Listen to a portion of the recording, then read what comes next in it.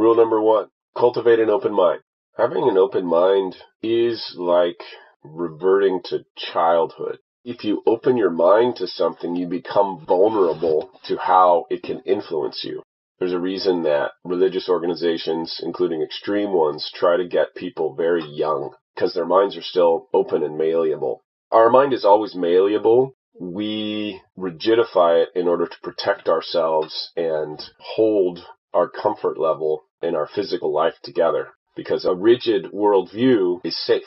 It's safe in terms of how you view yourself and how you operate in your local environment and your local context, as long as there's no large crises. Sometimes a large external influence will make you more vulnerable if you have a rigid outlook on life.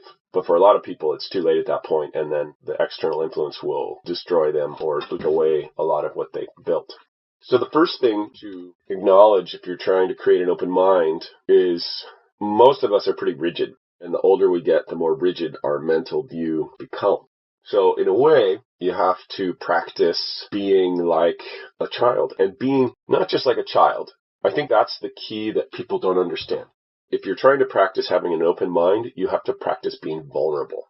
So vulnerability is the root power that allows you to have an open mind. It's easier to be vulnerable when you have a strong safety net. So if you're hand to mouth, or if your ego is so wrapped up in what you're doing that you would lose everything if you were to change your view and admit wrong or admit that the way you've seen the world isn't the way it is.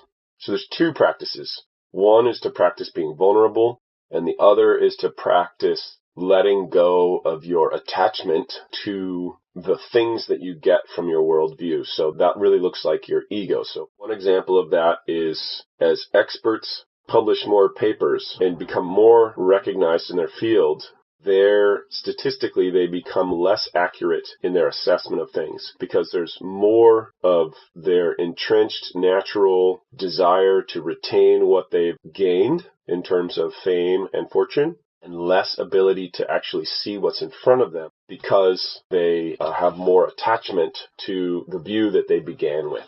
So what that looks like is in your life is wherever you have attachment to a result, whether that be money or fame or influence or status, social status is an incredibly strong motivator in our lives. If any one of those things you're holding on to as you're trying to analyze a problem to get to the truth of it, to open your mind to new possibilities, you're going to be less likely to do so. So the first thing to do is to practice letting go of your attachment to the status, the money, and to embrace and practice being courageous so that you can embrace being vulnerable in the face of new information which may challenge you at the core. So the problem with being open-minded is that it can challenge you at the core. And the reason a lot of people aren't open-minded is because it can destroy you. It's a dangerous thing to do. I think that has to be understood and appreciated, especially later on in your life when you have more things to lose. When you're younger, you have less to lose and you feel more energetically immortal.